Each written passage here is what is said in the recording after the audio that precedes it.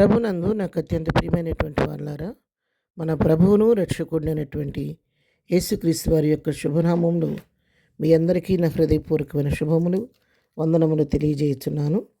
ఉదయకాల సమయంలో దేవుని వాక్యాన్ని మనం ధ్యానం చేసుకుందాము.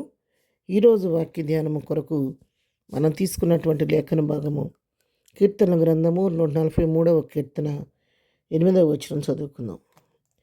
నీ యందు నేను నమ్మిక ఉంచి ఉన్నాను, ఉదయమున నీ కృపావార్తను నాకు వినిపింపము. నీ వైపు నా మనసును ఎత్తుకొనుచున్నాను, నేను నడవలసిన మార్గము నాకు తెలియజేయము.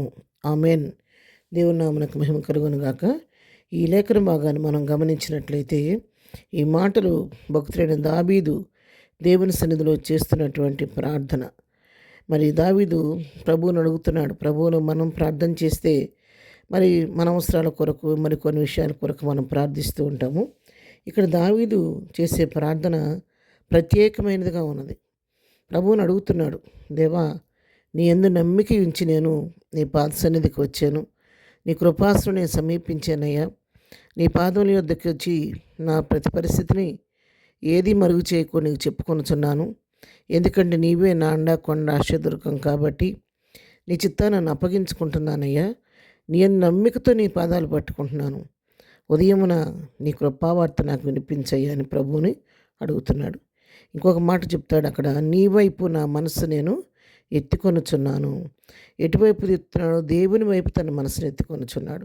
మనుషుల వైపు, లోకం వైపు, పరిస్థితుల వైపు, పరిసరాల వైపు తన మనసు పోనివ్వటలేదు.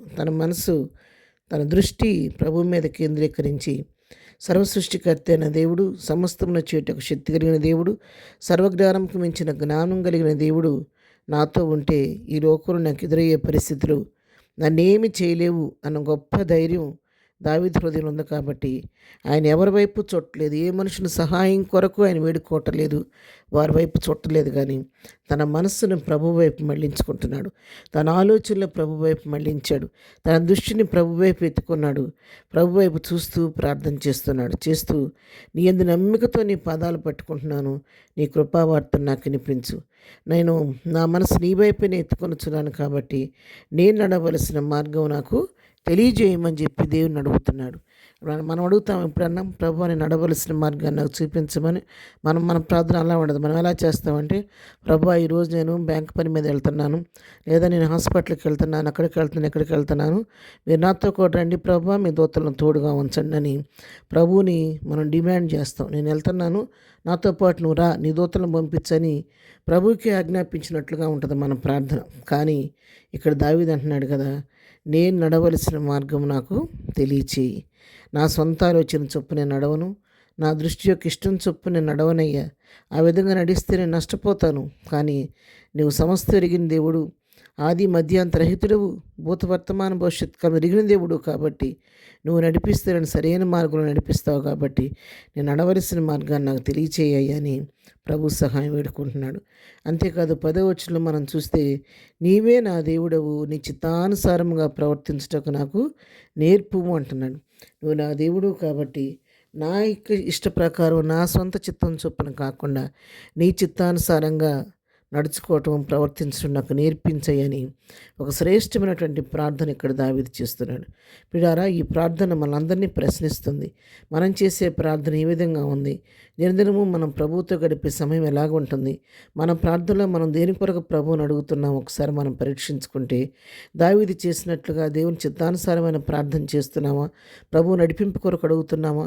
లేకపోతే ప్రభు చిత్తం కొరకు అడుగుతున్నామా? లేదా మనమే మన ఇష్టమన్నీ ప్రభువు చెప్పి ఈ విధంగా చేస్తాం, ఈ విధంగా వెళుతున్నాం, నువ్వు మాకు సహాయం చేయమని ప్రభువుని అడుగుతున్నామా? ఒకసారి మనమే వ్యక్తిగతంగా మన ప్రార్థనా జీవితాన్ని పరీక్షించుకొని దావీదు వలె విధేయులమై, దీనులమై, మన ఇష్టాన్ని పక్కన పెట్టి, మన స్వచిత్తాన్ని పక్కన పెట్టి ప్రభు చిత్తానికి విధేయులై ప్రభు చిత్తానుసారంగా ప్రార్థించి ప్రభు దగ్గర నుంచి కృప పొందుకుందాం. ప్రార్థన. ప్రేమగలిగిన తండ్రి, పరిశుద్ధురాని పాదముల కొందనాలు. ఉదయకాలం దావీదు శ్రేష్టమైన ప్రార్థన సన్నిధిలో చేస్తున్నాడు. మాకు కూడా అలాంటి ప్రార్థన నేర్పించండి. మేము నడవలసిన మార్గాన్ని మాకు చూపించండి నాయన, తెలియచేయండి. నీ చిత్తానుసారంగా ప్రవర్తించడానికి మాకు నేర్పించండి. ఇదినం మేము చేయి పనిపాట్లో తోడుగుండండి. చేయి ప్రయాణాల్లో నీ కాపుదల దయచేయండి. ఏదైనా బర్త్డే మ్యారేజ్ చేసుకుంటే బిడ్డలను దీవించండి, ఆశీర్వదించండి. ప్రతి వారి అవసరం మీ నామలో తీర్చి ప్రతి వారి పట్ల నీ కృప విస్తరింపచేయమని యేసునామములో ప్రార్థించడి పొందుకొని ఉన్నాము తండ్రి. ఆమెన్. ప్రభు కృప సదాకాలం మనందరికీ తోడయుండి నడిపించునుగాక. ఆమెన్.